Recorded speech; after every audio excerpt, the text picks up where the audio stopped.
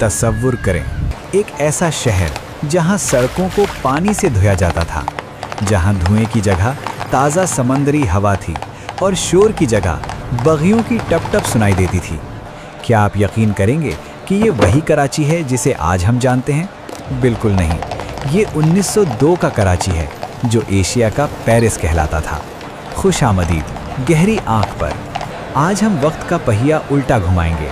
हम चलेंगे आज से तकरीबन 120 साल पीछे, एक ऐसी दुनिया में जहां कराची की सड़कें लंदन और न्यूयॉर्क का मुकाबला करती थी।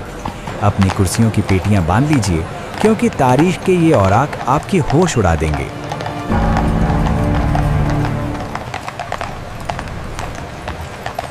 साल था 1902। बरतानवी राज का सूरज पूरी आबोताब से चमक रहा था। जरा सोचिए, एल्फिनस्टोन स्ट्रीट पर शाम ढल रही है, गैस के लैंप्स झिलमिला रहे हैं, गोरे अफसर और अमीर पारसी सेठ अपनी चमचमाती बग्घियों में घूम रहे हैं। उस वक्त के कराची में गंदगी का नामो निशान नहीं था। सुबह सवेरे म्यूनिसिपैलिटी के मुलाजिम सड़कों को ऐसे चमकाते थे जैसे कोई अपना घर साफ करता हो। मैरीवेदर टावर अभी नया नया तामीर हुआ था और उसकी घड़ी की टिक टिक पूरे इलाके में सुनाई देती थी। ये वो दौर था जब कराची की आबादी मुश्किल से 1 लाख थी, मगर इसका रुतबा किसी सल्तनत से कम नहीं था। लेकिन सबसे हैरानकुन मंजर था यहाँ की ट्रैम। 1902 में कराची की सड़कों पर भागम भाग नहीं थी, बल्कि एक अजीब सा ठहराव था। ट्रैम वे लाइन पर चलती वो सवारी कराची की पहचान थी। लोग कहते हैं कि उस वक्त कराची की फिजा में इतना सुकून था कि आप सड़क के उस पार खड़े शख्स की सांस भी सुन सकते थे। मगर ये तस्वीर का सिर्फ एक रुख है। रोशनियों और सफाई के पीछे 1902 के कराची में कुछ इलाके ऐसे भी थे जहां अंग्रेज़ों को जाने की इजाज़त नहीं थी, जहां रात होते ही एक अलग दुनिया आबाद होती थी, एक ऐसी हकीकत जो तारीख की किताबों में अक्सर छुपा दी जाती है। जैसा कि हमने पिछले हिस्से में बताया, 1902 का कराची सिर्फ चमकती सड़कों का नाम नहीं था। उस वक्त अंग्रेज़ों ने शहर को 2 हिस्सों में तकसीम कर रखा था।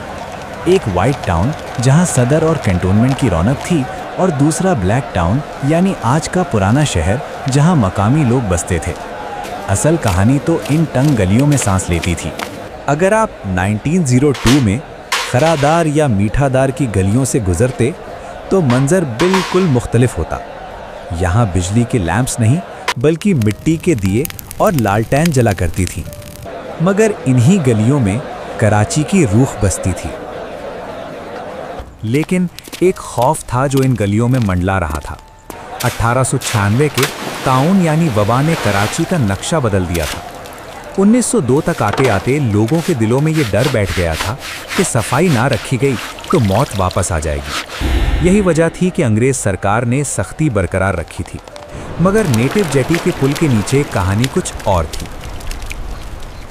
नेटिव जेटी का पुल, जहां से लोग अपने गुनाहों का बोझ उतारने के लिए गोश्त और सिक्के समंदर में फेंकते थे। 1902 में ये माना जाता था कि यहाँ समंदर के नीचे कुछ ऐसी ताकतें हैं जो शहर की हिफाजत करती हैं। मछेरे कहते थे कि रात के पहर जब खामोशी छा जाती है तो पानी से अजीब आवाज़ें आती हैं। ये वो वक्त था जब कराची एक आम बंदरगाह से बढ़कर एक पुरइसरार शहर बनता जा रहा था। यहाँ हर रोज़ नए चेहरे आते थे और पुराने राज दफन हो जाते थे। लेकिन दोस्तों, सिर्फ डर और खौफ ही नहीं, 1902 वो साल था जब कराची ने पूरी दुनिया में तहलका मचा दिया था। क्या आप जानते हैं कि उस वक्त कराची को क्वीन ऑफ द ईस्ट क्यों कहा जाने लगा? वजह थी गंदुम। कराची की बंदरगाह से इतना अनाज बाहर जाता था कि पूरी बरतानवी सल्तनत की भूख मिटाई जा सकती थी। पैसा पानी की तरह बह रहा था और इस दौलत ने शहर में कुछ ऐसी इमारतें खड़ी कर दी थी जो आज भी हमें हैरान करती हैं। इन्हीं इमारतों में से एक इमारत ऐसी थी जिसके नीचे कहा जाता है कि अंग्रेज़ों ने बागियों को सज़ा देने के लिए तहखाने बनाए थे। वो जगह जो आज हमारे लिए सिर्फ ख़रीदारी का मरकज़ है, लेकिन 1902 में वहाँ खून और खौफ की तारीख लिखी जा रही थी। वो इमारत कौन सी थी? और कराची की ज़मीन के नीचे छुपे उस अजीम खजाने की हकीकत क्या है, ये सब हम आगे देखेंगे। जुड़े रहिए गहरी आंख के साथ, तारीख अभी बाकी है। वो इमारत कोई और नहीं बल्कि कराची की शान एम्प्रेस मार्केट थी।